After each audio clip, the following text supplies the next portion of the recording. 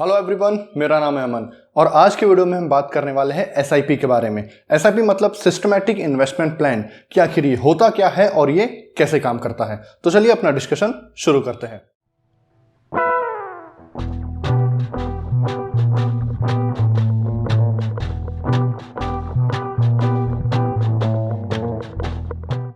तो देखिए, यदि मैं एसआईपी मतलब कि सिस्टमैटिक इन्वेस्टमेंट प्लान के बारे में बात करूं तो एसआईपी एक इन्वेस्टमेंट करने का तरीका है जिसमें जो इन्वेस्टर होता है वो एक प्री डिटरमाइंड अमाउंट एक प्री डिटरमाइंड इंटरवल में हमेशा डालते रहता है एक प्री डिटरमाइंड एसेट में। इसका मतलब आप एक ही एसेट में एक जैसा अमाउंट आप हर महीने, हर हफ्ते, हर साल मतलब एक प्री डिसाइडेड इंटरवल में आप डाल सकते हैं और यही होता है सिस्टमैटिक इन्वेस्टमेंट प्लान। अब देखिए होता क्या है ना, जब भी हम एसआईपी की बात करते हैं, सिस्टमैटिक इन्वेस्टमेंट प्लान की बात करते हैं, तो बहुत सारे लोग म्यूचुअल फंड में चले जाते हैं। क्यों म्यूचुअल फंड में चले जाते हैं? क्योंकि सिस्टमैटिक इन्वेस्टमेंट प्लान की जो सहूलियत है, जो फैसिलिटी है, वो म्यूचुअल फंड वाले बहुत अच्छे से प्रोवाइड करते हैं। यहां पर यह समझने की जरूरत है हमें कि जो एसआईपी है वो सिर्फ हम म्यूचुअल फंड में ही नहीं कर सकते बल्कि हम किसी भी एसेट में कर सकते हैं। एक्चुअली एसआईपी एक तरह की मेथड है इन्वेस्ट करने की। तो चलिए अब देखते हैं कि एसआईपी काम कैसे करती है और ये इतनी ज्यादा बेनिफिशियल होती क्यों है। तो देखिए, जैसा कि हमने बात की, एसआईपी में आप क्या कर रहे हैं कि एक से 500 रुपीज आपने एक प्री डिसाइडेड अमाउंट को आप एक प्री डिटरमाइंड इंटरवल में, हम ये मान लेते हैं कि ये जो इंटरवल है ये मंथली इंटरवल है, तो इस मंथली इंटरवल में आप पुट करते जा रहे हैं। यहां पे आप डाल रहे हैं 500, यहां पे आप पुट कर रहे हैं 500, यहां पे आप पुट कर रहे हैं 500 और यहां पे आप पुट कर रहे हैं 500। तो देखिए अब होता क्या है, मान लीजिए आपका जो एसेट है वो है एसेट एक्स और इस एसेट एक्स की जो प्राइस है आज की तारीख में, मतलब एसेट एक्स जो यहां पर जो प्राइस रखता है, राइट, उस एसेट एक्स की मान लीजिए प्राइस है 100 रुपए पर यूनिट। तो जब आपने यहां पर 500 रुपए लगाए तो आपको 100 रुपए पर यूनिट के हिसाब से एसेट एक्स की कितनी यूनिट मिल जाएगी? 5 यूनिट मिल जाएगी। ठीक है, तो हम यहां पे आपकी इस चीज का बैलेंस लिखते जाते हैं 5 यूनिट्स। तो जो बैलेंस है वो है 5 यूनिट्स का, राइट। यहां पे हम, ये हमारा लेजर चल रहा है। अब ऐसा मान लीजिए कि जब आपने यहां पर 500 रुपीज डाला तो इस 500 रुपीज के टाइम पर आपके एसेट एक्स की कीमत हो चुकी है थोड़ी सी बढ़ के 125 रुपीज। तो यहां पे क्या होगा, अब यहां पर आपको सिर्फ 4 ही यूनिट मिलेंगे, राइट, आपको सिर्फ 4 यूनिट्स मिलेंगे। तो जो सेकंड ट्रांजैक्शन किया आपने उसमें आपको 4 यूनिट्स मिले। तो अब आपका जो टोटल है वो हो चुका है 9 यूनिट्स का। अब हुआ कुछ ये कि जब आपने थर्ड टाइम 500 रुपीज डाला तब ऐसा मान लीजिए कि इसकी कीमत आ गई 50 रुपए, कुछ ज्यादा ही कीमत कम हो गई। तब आपको यहां पर 500 में आपको मिल जाएंगे 10 यूनिट, 10 यूनिट्स आपको मिल चुके हैं। इसका मतलब टोटली आपके पास हो चुके हैं 19 यूनिट्स। और लास्ट टाइम मतलब आप जब जो फोर्थ इंस्टॉलमेंट आप डाल रहे हैं वो भी 500 की डाल रहे हैं और ऐसा मान लीजिए कि यहां पर जो इसका प्राइस है वो फिर से 100 रुपए आ चुका है। तो यहां पर अगेन आपको 5 यूनिट मिलते हैं, राइट, 4, यहां पर आपको मिलते हैं फिर से 5 यूनिट। तो इस तरह से जो टोटल है आपके पास आ चुके हैं 24 यूनिट्स। ठीक है, अब थोड़े से समय के बाद, ये तो आपने पूरा बाय किया है, यहां पर अब आप बेचना चाहते हैं और यहां पे हम ऐसा अज्यूम कर लेते हैं कि यहां पर इसकी जो प्राइस है वो है 125 रुपीज। तो आप यहां पर आप बेच रहे हैं। आप यहां पर कितनी यूनिट बेचने वाले हैं? आप यहां पर आप टोटल 24 यूनिट्स बेचने वाले हैं for the price of 125 rupees.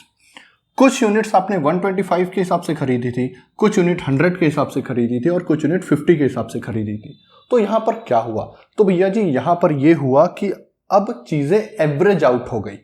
ठीक है, जब 100 रुपए प्राइस था तब 5 यूनिट मिला, जब 50 रुपए प्राइस था तब आपको 10 यूनिट मिला। तो इस तरह से आपके सिस्टमैटिक इन्वेस्टमेंट प्लान की वजह से अब आपको इन चीजों का एक एवरेज प्राइस देना पड़ा। तो अगर मैं इन टोटल बात करूं तो आपने 24 यूनिट खरीदा 2000 रुपए में और आप जब इसे बेचेंगे तो ये हो जाएगी 3000 रुपए की। इसका मतलब आपको यहां पर 1000 रुपए का प्रॉफिट होता है। अब देखिए, जब भी मैं एसआईपी की बात करता हूं तो आपको 2 चीजें ध्यान रखनी होगी। पहली चीज ये कि भैया 4 बार से कुछ नहीं होगा। हमने अपने एग्जाम्पल में सिर्फ 4 इंस्टॉलमेंट की बात की, उससे कुछ नहीं होने वाला है। आपके पास इंस्टॉलमेंट्स बहुत ज़्यादा होने चाहिए। इसका मतलब आपका जो ड्यूरेशन है, जो टर्म है, वो बहुत लंबा होना चाहिए। जितना ज़्यादा लंबा रहेगा उतना अच्छा। और जो सेकंड चीज़ आपको ध्यान रखनी है वो है एक छोटा सा अजम्पशन, और वो अजम्पशन ये है कि हम जो भी एसेट चूज कर रहे हैं, एसेट एक्स वाई जेड, कुछ भी जो भी हम एसेट चूज कर रहे हैं, वो लॉन्ग टर्म में उसकी वैल्यू बढ़ने ही वाली है, कम नहीं होने वाली है। यदि आपने कोई एक ऐसा एसेट चूज कर लिया है जिसका भरोसा नहीं है लॉन्ग टर्म में भी, शॉर्ट टर्म में तो है ही नहीं, लेकिन लॉन्ग टर्म में भी उसका भरोसा नहीं है, तो उस एसेट में आप एसआईपी मत कीजिए, क्योंकि कोई मतलब नहीं रह जाएगा। आप अगर नीचे जाने वाले एसेट में कर रहे हैं तो आपको कोई बेनिफिट नहीं मिलने वाला है इस चीज का। एसआईपी ऐसे ही काम करती है कि शॉर्ट टर्म में उस एसेट का प्राइस कम होना चाहिए ताकि आप अपने सेम अमाउंट से ज्यादा यूनिट खरीद सके, और लॉन्ग टर्म में जब उसका प्राइस बढ़े तब आपको उस चीज का बेनिफिट मिले।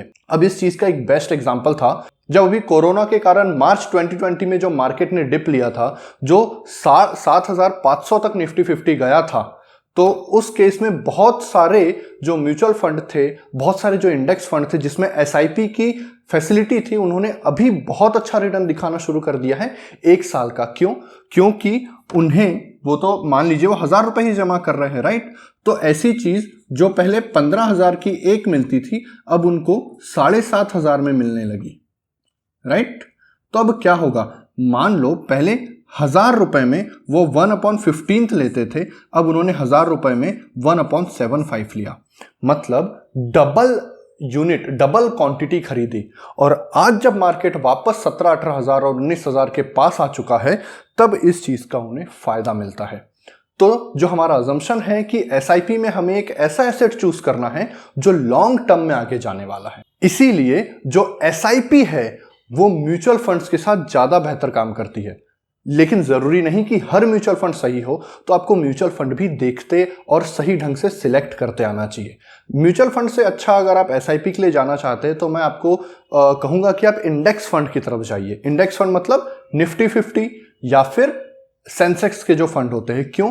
क्योंकि हमने देखा है कि लॉन्ग टर्म में 15 साल, 10 साल और 15 साल में ये जो फंड होते हैं, जो इंडेक्सेस होते हैं, they tend to go upward, क्योंकि इनमें ऐसी ही कंपनीज होती है जिनका मार्केट कैप बहुत ज्यादा है। और यदि इनका मार्केट कैप कम होने लगता है तो वो जो टॉप 50 कंपनीज है, या सेंसेक्स में 30 कंपनीज होती है, उन 30 कंपनीज में से उस 30 कंपनी की लिस्ट में से वो कंपनी बाहर हो जाती है।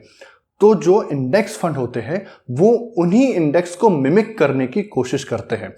आप देखेंगे कि 1-1.5% का अंतर रह सकता है इंडेक्स के रिटर्न में और इंडेक्स फंड के रिटर्न में। वो सिर्फ इसलिए क्योंकि आपका जो फंड मैनेजर है उसने उतने प्रॉम्प्टली चेंज नहीं कर पाया। तो देखिए, इसलिए इंडेक्स फंड के साथ एसआईपी करना ज्यादा अच्छा होता है। बस अजम्पशन यही है कि लॉन्ग टर्म में वो एसेट बढ़ना चाहिए। आप एसआईपी किसी भी एसेट के साथ कर सकते हैं। तो देखिए, आज के वीडियो के लिए सिर्फ इतना ही था। उम्मीद करता हूं कि ये वीडियो आपको वैल्यू एडिंग लगा हो। Thank you for watching. This is Aman signing off.